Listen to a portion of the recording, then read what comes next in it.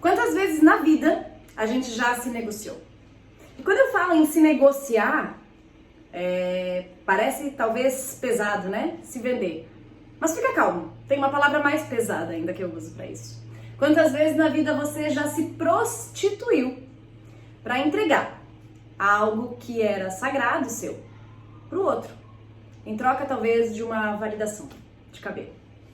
Eu adoro usar esse termo porque é o entendimento de quantas vezes, de fato, a gente vende o nosso corpo, a nossa expressão, essa nossa cápsula que fala o máximo sobre a nossa alma. Porque muitas vezes na vida a gente acaba prostituindo essa nossa parte, entregando, vendendo ela para caber na opinião do outro. E isso acontece de forma muito sutil, silenciosa ao longo da vida. É desde a infância, quando a gente se expressa de alguma forma e acaba ouvindo dos pais, dos tios, dos coleguinhas de escola, que talvez, esse brinco tá muito grande, esse teu cabelo não é tão legal, as tuas orelhas são de abano, você tem pouco peito, você tem muita gordura aqui, você é baixinha, você é alta demais, gordo, magro, sua voz é irritante, nariz é torto, os olhos são muito separados.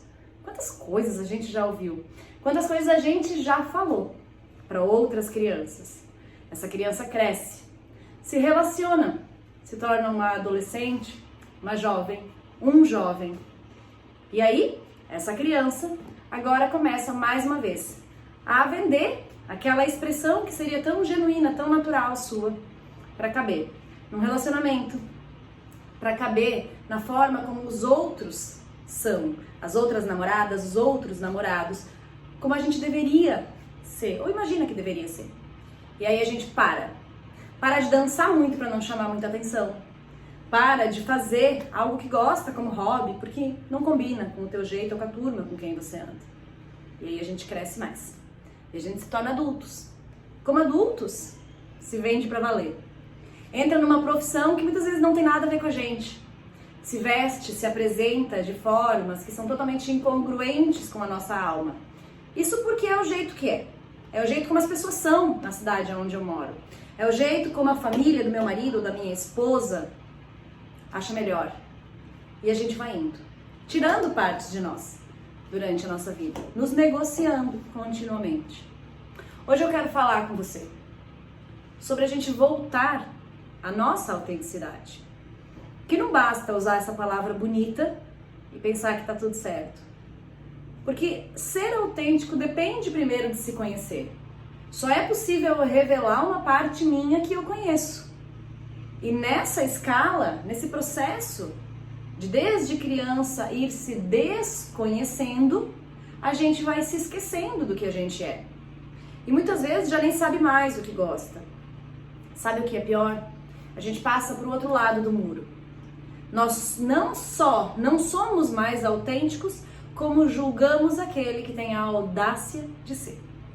Olhamos para aquele que tem coragem de ser quem é, apontamos o dedo e diante da nossa própria prostituição, avaliamos que o outro deveria ter se negociado também, se adaptado ao meio social.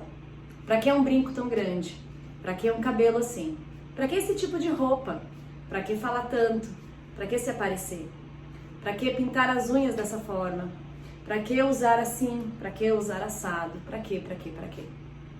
Talvez porque a outra pessoa seja quem ela é. E a gente aqui dessa posição, julgando, esteja muito desassociado de quem somos. Autenticidade exige coragem. Coragem por si, na definição da palavra, vem de agir com o coração. E quando eu ajo com o coração, eu ajo de forma intuitiva e ainda digo impulsiva por aquilo que sou. É a essência da expressão, é aquela verdade genuína, que se a gente resgatar na nossa memória, a gente vai lembrar que a criança, antes de começar a ouvir, tinha em si.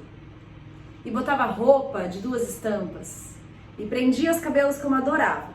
Se expressava, ria, gargalhava, falava, sem a preocupação de ser julgado. Antes desse jovem e desse adulto, que aprendeu a se esconder.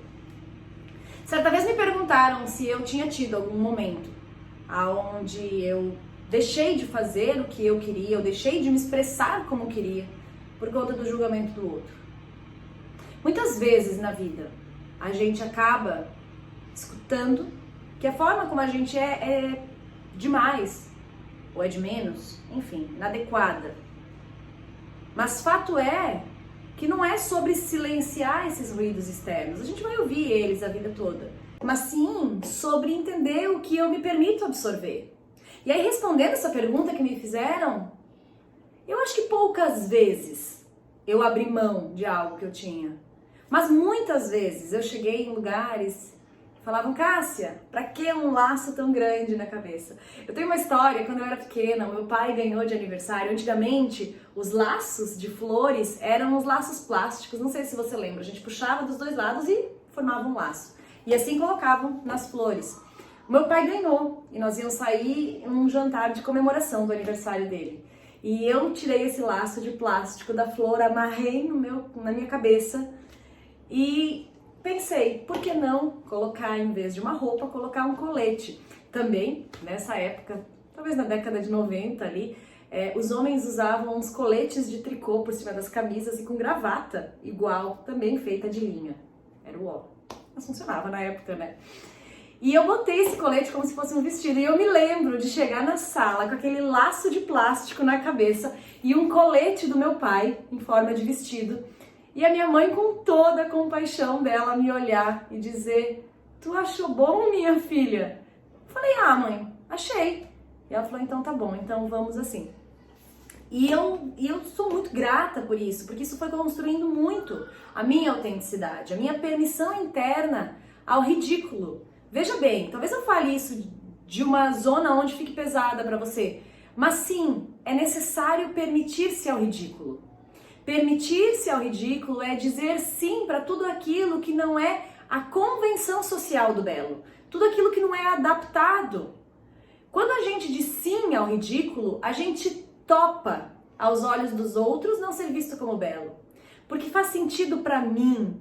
Porque eu, muito mais do que querer agradar o outro, estou aqui me expressando. Estou aqui demonstrando a minha criatividade. Então, quando se amarra um grande laço, quando se coloca um grande brinco, quando se usa uma roupa brilhosa, uma cor vibrante, uma estampa descombinada, talvez você não esteja à procura da validação do outro. Talvez você tenha transcendido esse lugar e você esteja à procura da sua própria expressão. Até porque, quando a gente amadurece, entende que o belo também é relativo. Aqui, no Brasil, nós temos um sinônimo de belo, uma forma de se vestir. E acredite, daqui 10 anos vai ser ridículo de novo. Mas lá, em outro país, nós temos outra definição de belo acontecendo agora, nesse mesmo tempo. E, em outros tempos, nós já tivemos outras definições de belos em todos os lugares do mundo. Culturas, ambientes, situações sociais, povos, tudo isso influencia. Por isso eu te pergunto, quando foi a última vez que você se perguntou como você queria se expressar antes de simplesmente fazer como deveria fazer? Quando foi a última vez que você foi em uma festa, em um evento, em um encontro social, pro trabalho, vestida de você, com a sua força criativa?